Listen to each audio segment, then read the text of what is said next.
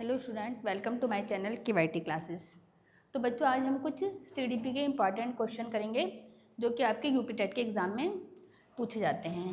तो चलिए कुछ इम्पॉर्टेंट क्वेश्चन देख लेते हैं क्या हैं। ये सब बहुत इम्पॉर्टेंट क्वेश्चन है, इससे आपकी एक प्रैक्टिस भी हो जाएगी और आपको एक आइडिया हो जाएगा कि आपके एग्ज़ाम में किस तरह के क्वेश्चन आते हैं। तो चलिए देख लेते हैं।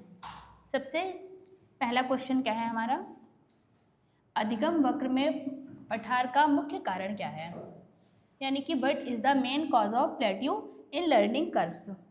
जो हमारा सीखने की चीज़ें होती हैं उसमें पठार का मतलब होता है हमारे सीखने में कौन सी चीज़ें बाधा डालती हैं। ठीक है, तो ये देख लेते हैं इसमें अधिगम वक्र के पठार का मुख्य कारण क्या है। जब हम कोई चीज़ सीखते हैं तो उस चीज़ों में अगर हमारे सीखने में बाधा आ रही है तो उसका मुख्य कारण क्या होता है। तो 4 ऑप्शन दिए हैं आपके। पहला है मैचुरेशन यानी कि मेच्योरिटी, बी मोटिवेशन, सी है फैट्यू और डी है इंटरेस्ट। ये परिपक्वता, अभिप्रेरणा, थकान या रुचि। 4 ऑप्शन दिए हैं, चारों में से कौन सा ऑप्शन सही होगा। तो अगर आपके पास मैचुरेशन है या परिपक्वता है, आप हर चीज़ को सोच समझ सकते हैं अपनी बातों को, तो ये कभी हमारे सीखने में बाधा तो नहीं देगा, तो ये ऑप्शन ये गलत होगा।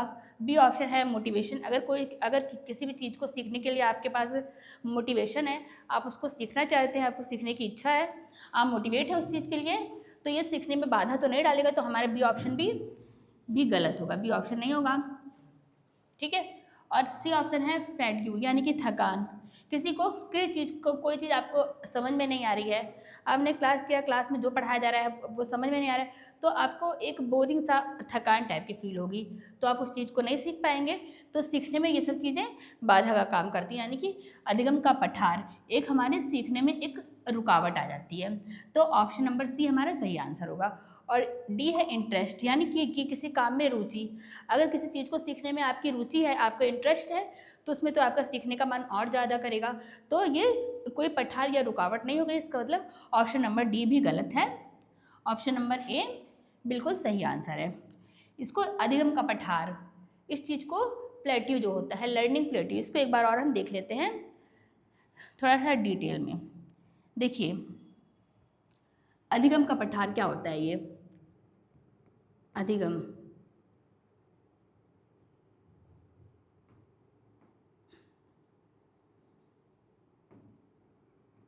अधिगम का पठार, ठीक है, ये पठार मतलब एक ग्राफ के थ्रू हम समझते हैं। जैसे कि मान लीजिए ये हमारा एक ग्राफ होता है, तो ये अधिगम का पठार जो होता है ये सीधे ये बढ़ता रहता है ऊपर की ओर। ठीक है, जैसे जैसे हम चीज़ों को सीखते रहते हैं वैसे हम लोग का इंटरेस्ट और बढ़ता रहता है।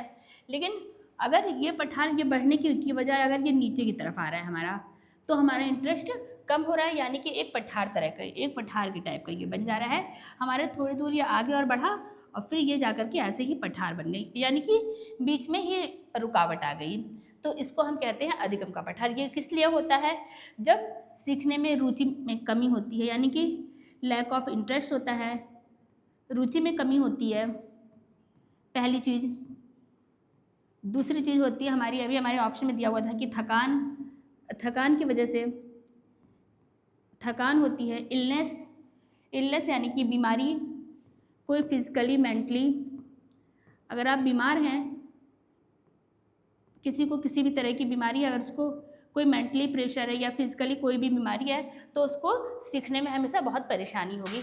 यानी कि उसको अगर सीखने में रुचि कम है या उसको थकान है, बोर हो रहा है क्लास में, उसको कुछ समझ में नहीं आ रहा है, वो थक जा रहा है पढ़ते पढ़ते, तो थकान है।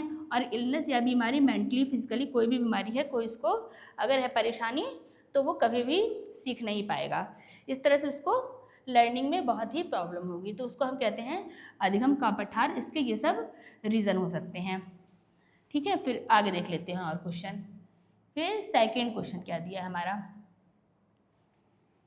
सेकंड दिया है क्वेश्चन, दर्पण चित्र परीक्षण का उपयोग किसे मापने के लिए किया जाता है, यानी कि mirror drawing test. Mirror drawing test ये किस लिए किया जाता है, मिरर ड्राइंग टेस्ट। इसमें क्या होता है, मिरर ड्राइंग टेस्ट जो होता है इसमें एक मिरर दिया जाता है, ठीक है, और उसमें आपको उसके सामने बैठ करके जो व्यक्ति होता है स्टूडेंट, मतलब जो भी स्टूडेंट भी होता है, तो उसके सामने बैठ करके उसको वो मिरर में देख करके उसको एक मिरर में देखनी होती है इमेज, और उसको अपनी कॉपी में या फिर किसी भी चीज़ में जिसमें उसको ड्रॉ करना होता है, और मिरर में देख करके उसको जो भी चीज़ जो दी होती है मिरर के अंदर, उसको देख करके ड्रॉ करना होता है। इसको हम कहते हैं मिरर ड्राइंग टेस्ट।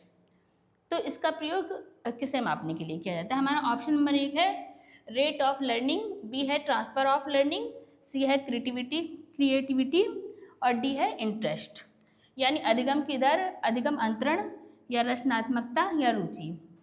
तो ऑप्शन नंबर ए ठीक होगा, रेट ऑफ लर्निंग, यानी कि अधिगम की दर होती है। तो मिरर ड्राइंग टेस्ट में क्या मापने के लिए किया जाता है? अधिगम की दर को मापने के लिए इसका टेस्ट किया जाता है। ठीक है, फिर चलिए और क्वेश्चन देख लेते हैं इसमें।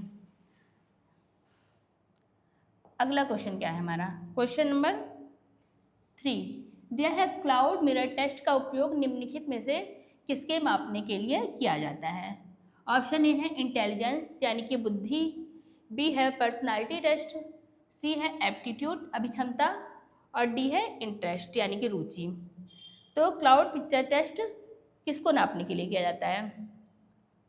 तो हमारा क्लाउड पिक्चर टेस्ट में क्या होता है, इसमें एक क्लाउड की तरह ऐसे कुछ क्लाउड टाइप का एक बना होता है, उसमें हम देखते हैं कि व्यक्ति को उसके बारे में सोचने के लिए और समझने के लिए क्लाउड के बारे में बताने के लिए किया जाता है। तो इससे हमारा ये निष्कर्ष निकलता है कि व्यक्ति की सोच कैसी है और उसका व्यक्तित्व कैसा है और पर्सनालिटी उसकी कैसी है, वो किस तरह से एक प्रॉब्लम को सोचता है, इसको ही हम, तो इसका मतलब क्लाउड पिक्चर टेस्ट जो होता है वो पर्सनालिटी के लिए किया जाता है। ऑप्शन नंबर बी हमारा राइट आंसर हो जाएगा। ये बुद्धि के लिए नहीं किया जाता है, एप्टीट्यूड के लिए भी नहीं और इंटरेस्ट के लिए भी नहीं किया जाता है। ऑप्शन नंबर बी बिल्कुल सही आंसर होगा। फिर क्वेश्चन नंबर 4 है, निम्नलिखित में से विषम परीक्षण की पहचान कीजिए। इसमें ऑड वन आउट कौन सा है, कौन सा इन सब में से अलग है? पहला ऑप्शन दिया है TAT 16PF, रेवेन का परीक्षण या ड्रॉ ए मैन टेस्ट। तो कौन सा ऑप्शन सही होगा? ऑप्शन नंबर ए TAT जो परीक्षण था ये किसने दिया था? ये दिया था मॉर्गन और मूरे ने दिया था। और 16PF ये कैटल ने दिया था 16PF। और क्या है तीसरा? रेवेन टेस्ट और ड्रॉ ए मैन। तो इन सब में से ये तीनों जो है टेस्ट, TAT टेस्ट ये भी होता है पर्सनालिटी का, ये 16PF ये पर्सनालिटी का होता है test, draw a man test ये भी होता है पर्सनालिटी का टेस्ट।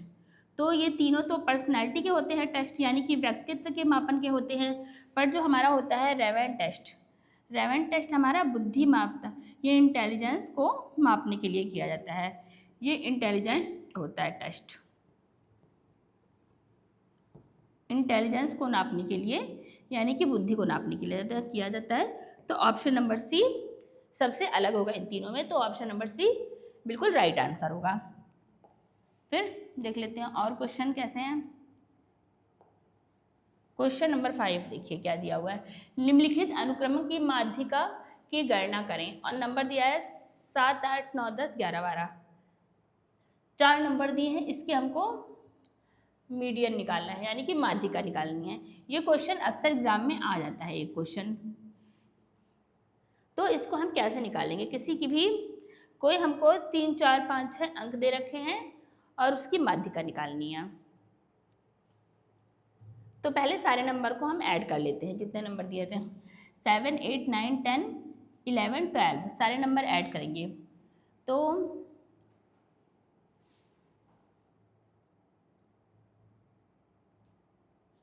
24 हो जाएगा, ये 10, 34, फिर इसमें 11 जोड़ेंगे तो 5, 4 फिर 12, तो 57 आ गया। ठीक है, फिर इसमें और पहले हम इन सबको जोड़ देते हैं सारा ऐड करके, फिर देख लेते हैं कि कितने अंक हैं। 1, 2, 3, 4, 5, 6 डिजिट हैं, इससे इसको भाग दे देंगे, डिवाइड कर देते हैं 6 को 57 से। 9 बढ़ जाएगा।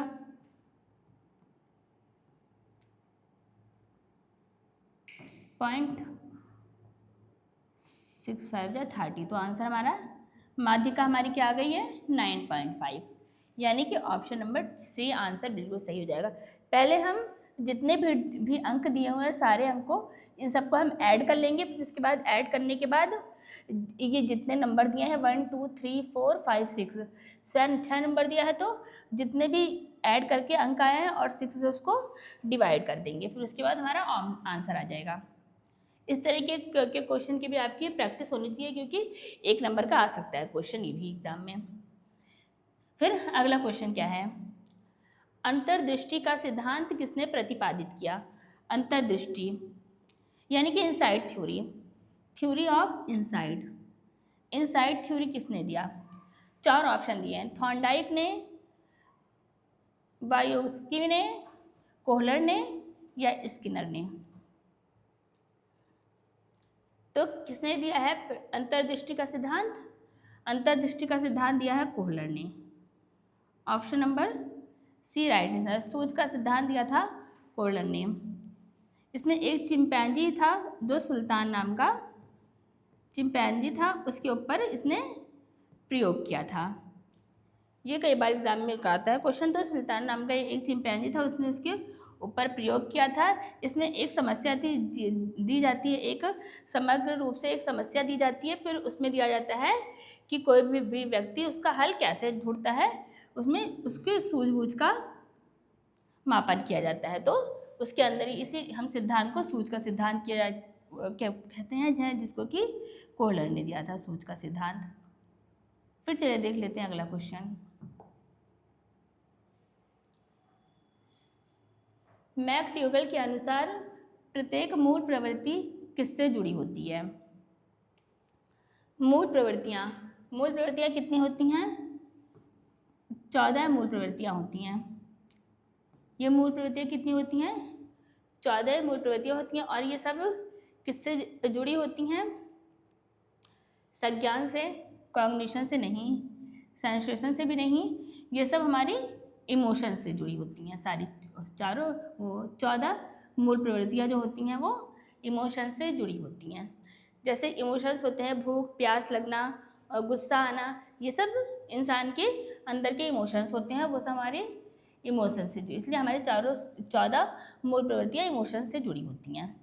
फिर अगला क्वेश्चन है, पूर्व अनुभव के आधार पर संवेदना को अर्थ प्रदान करना क्या कहलाता है। यानी कि giving meaning to sensation on the basis of the past experience.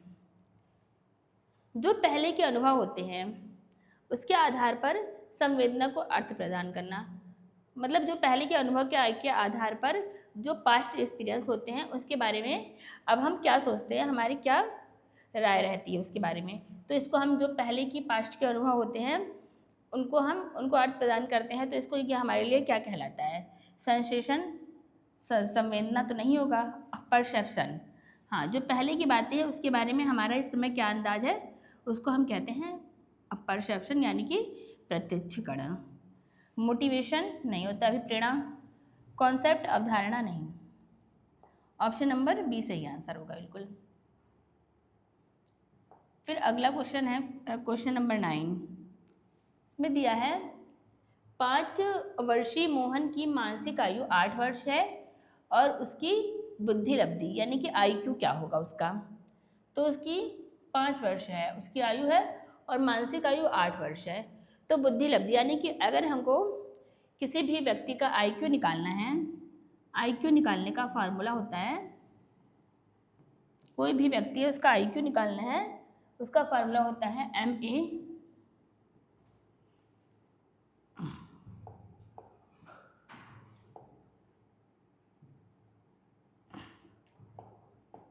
IQ निकालने का फार्मूला होता है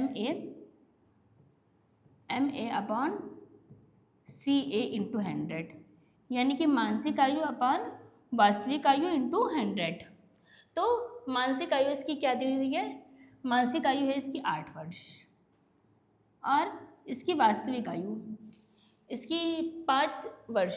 जो वास्तविक आयु है इसकी दी है 5 वर्ष, मानसिक आयु 8 वर्ष वास्तविक आयु 5 वर्ष दी हुई है और इंटू 100 फार्मूले से निकालेंगे 2 बार जाएगा और 160 आंसर क्या आ जाएगा? इसका IQ कितना होगा? 160। ऑप्शन नंबर डी बिल्कुल सही आंसर होगा। ये IQ निकालने का फार्मूला होता है, ये कई बार आपके एग्जाम में पूछा जाता है कि बुद्धि लब्धि कैसे निकाल सकते हैं एक मनुष्य की। तो MA/CA इंटू 100, मानसिक आयु अपॉन वास्तविक आयु इंटू 100, इसको ऐसे सॉल्व कर लेंगे। फिर उसके बाद दे रखा है अगला क्वेश्चन, प्रशिक्षण योग्य मंदबुद्धि बच्चों का IQ स्तर क्या होता है? जो बच्चे जो मंदबुद्धि होते हैं पर अगर हम पढ़ाएंगे लिखाएंगे तो वो प्रशिक्षण के योग्य होते हैं, उनको हम कोई चीज़ सिखा सकते हैं। तो उनका IQ स्तर क्या होगा? 70 से 70 से 79 या 50 से 69, 36 से 49 या फिर 20 से 35। तो इस सब में से चारों ऑप्शन में से कौन सा ऑप्शन सही होगा? प्रशिक्षण के योग्य इसमें से कौन से बच्चे होते हैं? तो ऑप्शन नंबर बी सही होगा, इनको हम प्रशिक्षण दे सकते हैं। अब 50 से 69 के बीच में जो होते हैं इन लोगों को ये प्रशिक्षण के योग्य होते हैं। फिर और क्वेश्चन देख लेते हैं। अगला क्वेश्चन है, क्वेश्चन यह है कि रोशा स्याही धब्बा परीक्षण का उपयोग किसके मापने के लिए किया जाता है? तो रोशा स्याही परीक्षण, ये एक रोशा नाम के व्यक्ति थे, उन्होंने ये परीक्षण दिया, इसलिए इसका नाम है रोशा स्याही परीक्षण। तो ये किसके लिए जाता है? ये पर्सनैलिटी टेस्ट होता है, ये व्यक्तित्व मापन के लिए किया जाता है। इंटेलिजेंट टेस्ट नहीं होता है, इंटरेस्ट के लिए भी नहीं, एप्टीट्यूड के लिए भी नहीं, ये व्यक्तित्व के लिए होता है, यानी कि पर्सनैलिटी टेस्ट होता है। फिर अगला क्वेश्चन है, निम्नलिखित में से कौन सा भूलने का कारण नहीं है? कौन सा भूलने का कारण नहीं है? Which of the following is not a cause of forgetting? इसमें से कौन सा भूलने का कारण नहीं है? तो ऑप्शन नंबर ए है अपूर्ण अधिगम। अगर अपूर्ण अधिगम है, कोई चीज़ पूरी नहीं सीखी गई है, आधी सीखी गई है, तो अपूर्ण अधिगम तो भूलने का कारण है, ये तो ऑप्शन नहीं होगा सही। मानसिक द्वंद्व, मेंटल कॉन्फ्लिक्ट, अगर माइंड में कॉन्फ्लिक्ट ही चल रहा है तो ये तो सीखने का कारण, ये तो भूलने का कारण होगा। हमसे ये पूछा गया कि भूलने का कारण कौन सा नहीं है, ये तो भूलने का कारण है। याद रखने की इच्छा, हाँ, अगर हमारे अंदर याद रखने की इच्छा है, हमने बहुत अच्छी तरह से कोई चीज़ पढ़ी है, सीखी है और याद रखने की इच्छा हम रखते हैं, तो वो चीज़ हम कभी नहीं भूल पाएंगे। तो ये भूलने का नहीं कारण है, इसलिए यह आंसर हमारा ऑप्शन नंबर बी सही होगा। याद करने के दोषपूर्ण तरीके, अगर याद करने का हमारा तरीका नहीं ठीक है, हम उसको ध्यान से नहीं पढ़ रहे हैं और हमारी याद करने का तरीका बिल्कुल ही गलत है, तो हम उस चीज़ को भूल जाएंगे। तो दोषपूर्ण तरीके है तो भूल जाएंगे, तब भी ये भी ऑप्शन होगा गलत। ऑप्शन नंबर बी बिल्कुल सही आंसर होगा। फिर चलिए और क्वेश्चन देख लेते हैं। अगला क्वेश्चन क्या दिया हुआ है, वह विज्ञान जो संख्यात्मक डेटा के संग्रह और वर्गीकरण, प्रस्तुतिकरण, तुलना और व्याख्या से संबंधित है। The science which deal with collection, classifying, presentation, comparing and interpreting numerical data. Numerical data जो डाटा को संग्रह करता है और ये वर्गीकरण करता है, प्रस्तुतिकरण करता है और तुलनात्मक और व्याख्या करता है, ये किससे होता है संबंधित? जो संख्यात्मक डेटा होता है ये किससे संबंधित होता है? ऑप्शन नंबर ए है स्टैटिक्स, यानी कि सांख्यिकी, मैथमेटिक्स, ज्योमेट्री या फिर प्रायिकता, प्रोबेबिलिटी। तो किससे होता है संबंधित? स्टैटिक्स से, सांख्यिकी, जहाँ पर इसकी संख्यात्मक डेटा है, संग्रह है, ये सब हमारा स्टैटिक्स के अंदर आता है, यानी कि सांख्यिकी में आता है। फिर अगला क्वेश्चन है, पिछड़े बालकों के लिए शैक्षिक लब्धि यानी कि EQ की अवधारणा किसने दी? तो पिछड़े बालकों के लिए शैक्षिक लब्धि की अवधारणा दी थी सिरिल बर्ट ने दी थी। ऑप्शन नंबर डी बिल्कुल सही आंसर हो जाएगा। फिर चलिए और क्वेश्चन देख लेते हैं।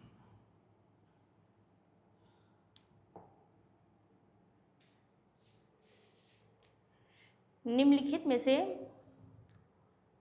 में से कौन सा एक उत्तम परीक्षण की विशेषताओं से भिन्न है। उत्तम जो परीक्षण होता है, एक गुड टेस्ट, उसमें से कौन सा ये भिन्न है? तो विश्वसनीयता, रिलेटिविटी, ये तो होती है एक अच्छा जो परीक्षण होता है उसमें। दूसरा है वैधता, तो वैलिडिटी भी उसमें होनी चाहिए अगर कोई परीक्षण अच्छा है तो। वस्तुनिष्ठता, ये भी होनी चाहिए। अभिक्षमता, एप्टीट्यूड, ये आंसर बिल्कुल सही होगा। एप्टीट्यूड उसमें, ये एप्टीट्यूड सबसे अलग है, इसलिए एप्टीट्यूड ऑप्शन नंबर डी बिल्कुल सही आंसर होगा। फिर अगला क्वेश्चन है, निम्नलिखित में से कौन सा बुद्धि का सिद्धांत नहीं है? तो बुद्धि के कौन कौन से होते हैं सिद्धांत? सबसे पहले तो हमको ये पता होना चाहिए, तीनों उसकी थ्योरी को पता होना चाहिए। तो पहले क्या होते हैं? एक तत्व सिद्धांत, यानी कि यूनिटरी थ्योरी, ये भी एक थ्योरी है। इसमें से दिया कौन सा सिद्धांत नहीं है? टू फैक्टर थ्योरी, द्वितत्व सिद्धांत, ये भी है। मल्टी फैक्टर थ्योरी, ये भी है बहुतत्व सिद्धांत। तो कौन सा इसमें नहीं है? Option number c, theory of regression, ये वाला ऑप्शन सही होगा। ये बुद्धि का सिद्धांत इसमें से नहीं है। एक तत्व सिद्धांत, ये दिया था अल्फ्रेड बिने ने, ये दिया था एक तत्व सिद्धांत। द्वितत्व सिद्धांत दिया था स्पीयरमैन ने दिया था द्वितत्व सिद्धांत। और बहुतत्व सिद्धांत यानी कि मल्टी फैक्टर थ्योरी, ये दिया था थॉर्नडाइक ने दिया था। मल्टी फैक्टर थ्योरी दिया था थॉर्नडाइक ने। एक तत्व सिद्धांत दिया था अल्फ्रेड बिने ने, और टू फैक्टर थ्योरी यानी कि द्वितत्व सिद्धांत स्पीयरमैन ने दिया था, और बहुतत्व सिद्धांत दिया था थॉर्नडाइक ने। तो ये तीनों तो बुद्धि के सिद्धांत हैं, पर लेकिन ऑप्शन नंबर सी जो दिया है थ्योरी ऑफ रिग्रेशन, यानी कि प्रत्यागमन का सिद्धांत, ये वाला ऑप्शन सही होगा। ये बुद्धि का हमारा सिद्धांत नहीं है। फिर चलिए आगे के और क्वेश्चन देख लेते हैं। क्वेश्चन दिया हुआ है कि निम्नलिखित में से कौन सी अंतःस्रावी ग्रंथि नहीं है? तो अंतःस्रावी अधिवक्र ग्रंथि, पीयूष ग्रंथि, थायराइड ग्रंथि, ये भी है, लेकिन लार ग्रंथि, ये वाला ऑप्शन सही होगा। ये अंतःस्रावी ग्रंथि नहीं है। फिर अगला क्वेश्चन है, पियाजे के अनुसार संज्ञानात्मक विकास का दूसरा चरण कौन सा है? ये तो बहुत इजी क्वेश्चन है, जिसने पियाजे का संज्ञानात्मक विकास का सिद्धांत पढ़ा होगा तो उसमें तो बहुत आसान दिया हुआ है। तो विकास के उसमें कौन कौन से होते हैं चरण? 4 होते हैं चरण, SPCF, ऐसे हम याद कर सकते हैं, SPCF। पहला होता है सेंसरी मोटर, दूसरा होता है प्री ऑपरेशनल, सी होता है हमारा कॉन्क्रीट ऑपरेशनल, और फिर चौथा होता है फॉर्मल ऑपरेशन। तो हमारे चारों स्टेज दी होती है, तो इसमें सेकंड कोर्स ये प्री ऑपरेशनल, तो ऑप्शन नंबर बी, दूसरा ये पूछा, दूसरा चरण, हाँ, तो ऑप्शन नंबर बी सही आंसर हो जाएगा।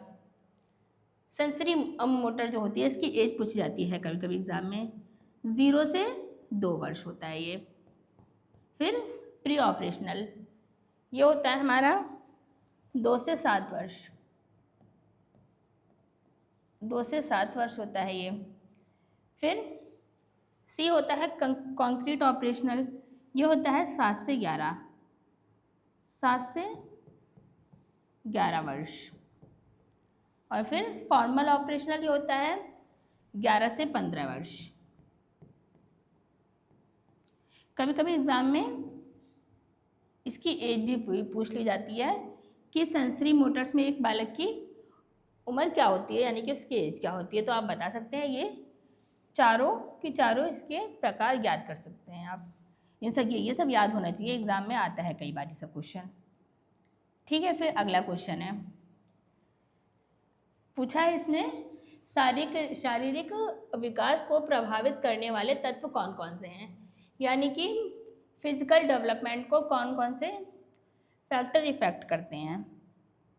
तो कौन कौन से कारक होते हैं प्रभावित करने वाले शारीरिक विकास को? चारों कारक कौन कौन से दिए हैं? वंशानुक्रम यानी कि heredity, environment, sports and exercise, फिर फोर्थ ऑप्शन है ऑल ऑफ द अबव। तो विकास, शारीरिक विकास, जो विकास होता है एक बच्चे का वो कहाँ कहाँ से इफेक्ट होता है? हेरिडिटी, उसका जो वंशानुक्रम होता है उससे भी इफेक्ट होता है, उसके पेरेंट्स कैसे हैं उससे भी इफेक्ट होती है उसका जो होता है विकास, इन्वायरमेंट, आसपास का उसका माहौल कैसा है उससे भी इफेक्ट होता है, खेल, व्यायाम, एक्सरसाइज, योगा, ये सब करने से उसका डेवलपमेंट हो रहा है तो इससे भी इफेक्ट होता है। तो इन तीनों चीज़ों से एक बच्चे का जो विकास होता है वो इफेक्ट होता है। तो इसमें चारों कारक होते हैं, इसलिए ऑप्शन नंबर डी बिल्कुल सही होगा कि उसका जो विकास होता है वो हर तरह से इफेक्ट होता है। उसके आसपास का माहौल क्या है, उसका खाना पीना कैसा है, रहना सहना कैसा है, और एक्सरसाइज, व्यायाम, इन सब चीज़ों से जो होता है विकास एक बालक का बहुत इफेक्ट होता है। तो हमारे चारों के चारों ऑप्शन बिल्कुल सही होंगे। Option number D all of the above answer सही होगा। फिर देखिए अगला क्वेश्चन दिया है, बुद्धि लब्धि की गणना करने का सही सूत्र निम्नलिखित में से कौन सा है? यानी कि किसी भी बालक का IQ लेवल अगर नापना है तो उसका सूत्र क्या होगा? तो IQ नापने के लिए अभी हम देख चुके हैं क्वेश्चन कि IQ अगर किसी का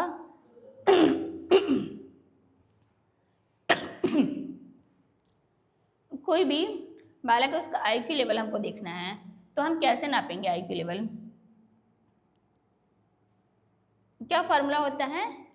MA/CA × 100, MA/CA, यानी कि ऑप्शन नंबर बी बिल्कुल सही आंसर हो जाएगा, MA/CA × 100।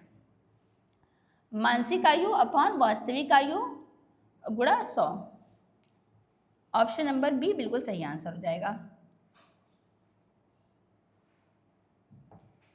फिर अगला क्वेश्चन है, निम्नलिखित में से किसने चिंतनशील सोच की चर्चा की है? तो रिफ्लेक्टिव थिंकिंग ये किसने की है? इसकी जॉन डुई ने की है, ऑप्शन नंबर ए ही सही आंसर हो जाएगा इसका। अगला क्वेश्चन, निम्नलिखित में से कौन सा आगमनात्मक तर्क के स्तर में शामिल नहीं है? इंडक्टिव रीजनिंग में से कौन सा शामिल नहीं है? तो पहला क्या है? अवलोकन, ऑब्जर्वेशन, ये तो आगमनात्मक तर्क होता है, अवलोकन ये सही है, बिल्कुल ये भी सही है। तो ये तो इसमें शामिल है, कौन सा शामिल नहीं है ये बताना है, तो ये भी नहीं होगा। एक्सपेरिमेंटल, तो एक्सपेरिमेंट तो हम करते ही हैं, ये भी नहीं सही होगा। सामान्यकरण यानी कि जनरलाइजेशन ये भी करते हैं तो ये भी नहीं सही होगा। इमेजिनेशन, तो इमेजिनेशन बिल्कुल सही आंसर होगा, ऑप्शन नंबर डी।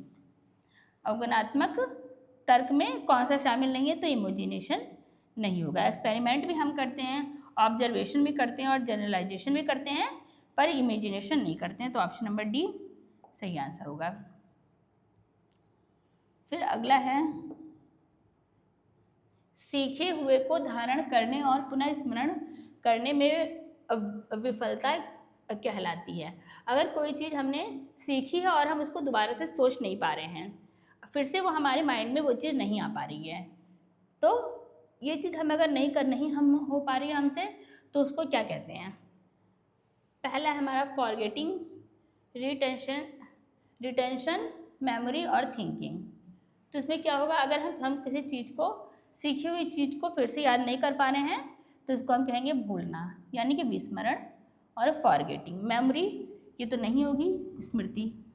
और रिटेंशन हम धारण नहीं कर पा रहे हैं, तो ऑप्शन नंबर ए बिल्कुल सही होगा, थिंकिंग। उसको हम नहीं याद कर पा रहे यानी कि भूल गए हैं, तो फॉरगेटिंग होगा, ऑप्शन नंबर ए। अगला क्वेश्चन है, मूल प्रवृत्ति की मुख्य विशेषता यह है कि ये पाई जाती है। मूल प्रवृत्ति कहाँ पाई जाती है? केवल मनुष्यों में, केवल बिल्ली और चूहों में, सभी प्राणियों में जन्मजात व स्वाभाविक, ऑप्शन नंबर डी केवल कलाकारों में। तो जो मूल प्रवृत्तियाँ होती हैं, हंसना, रोना, भूख, प्यास, गुस्सा और खुशी, ये तो हर किसी के अंदर होती है, जानवरों में भी हो सकती है और इंसानों में भी हो सकती है। तो केवल मनुष्यों में नहीं, जानवरों में सिर्फ नहीं, मनुष्यों और जानवरों मतलब सभी प्राणियों में ये पाई जाती है। कोई भी कलाकार, एक्टर ऐसा कुछ नहीं है, हर किसी इंसान, जानवर, कोई भी है, जो भी है, सबके अंदर मूल प्रवृत्तियाँ हंसी, गुस्सा, दुख, सुख, ये सब चीज़ों का अनुभव सबको होता है। तो मूल प्रवृत्तियाँ सबके अंदर पाई जाती हैं, कोई एक विशेष इंसान के अंदर नहीं पाई जाती है, जानवर या इंसानों में से। फिर अगला क्वेश्चन है, 6 से 14 वर्ष के बच्चों के लिए मुक्त अनिवार्य शिक्षा का अधिकार संविधान के किस अनुच्छेद में दिया गया है? तो 86वां संविधान संशोधन हुआ था, उसमें आर्टिकल नंबर 21A है, जिसमें कि ये दिया हुआ है कि 6 से 14 साल के जो बच्चे होते हैं उनको फ्री में शिक्षा दी जानी चाहिए। ठीक है, 86वां संविधान संशोधन है, उसमें दिया गया था। फिर अगला क्वेश्चन है, क्रिश्मन ने व्यक्तियों को निम्न में किस प्रकार से वर्गीकृत किया है? तो क्रिश्मन ने कौन कौन से, इसने तीनों टाइप में किया है, एस्थेनिक, एथलेटिक, पिकनिक, सभी चारों प्रकार, ऑल ऑफ द अबव, चारों आंसर। शिक्षक पात्रता परीक्षा टीईटी वो किसका मापन करती है? इंटेलिजेंस का, एप्टीट्यूड का, एटीट्यूड का या पर्सनालिटी का? तो ये एक अभिक्षमता का एग्ज़ाम होता है, यानी कि एप्टीट्यूड, यानी कि आपकी स्किल्स का, आपके स्किल्स का एग्ज़ाम होता है, आपके अंदर कितनी एबिलिटी है उसका एग्ज़ाम होता है। तो ऑप्शन नंबर बी सही आंसर होगा। ठीक है, एप्टीट्यूड होता है किसी आदमी के अंदर कितनी स्किल्स है, कितनी क्षमता है, उसको और एटीट्यूड मतलब होता है, एटीट्यूड और एप्टीट्यूड दोनों में अंतर, ये किसी भी आदमी की स्किल्स होती है, उसको हम उसके अंदर क्या क्वालिटी होती है, ये होता है क्या क्वालिटी होती है, तो ये होता है एप्टीट्यूड हमारा। एटीट्यूड होता है उसका दृष्टिकोण, यानी कि नज़रिया उसका जो होता है, वो किसी चीज़ को लेकर के कैसे सोचता है, उसको हम एटीट्यूड कहते हैं। तो एप्टीट्यूड हमारा स्किल होता है, एटीट्यूड होता है नज़रिया। ऑप्शन नंबर बी ऑप्शन बिल्कुल सही आंसर होगा। ठीक है, ऑप्शन नंबर बी सही आंसर होगा। फिर अगला क्वेश्चन दिया है, संघनन का सिद्धांत निम्नलिखित में से किसकी व्याख्या करता है? पहला है लर्निंग, दूसरा है मेमोरी, मोटिवेशन या क्रिएटिविटी।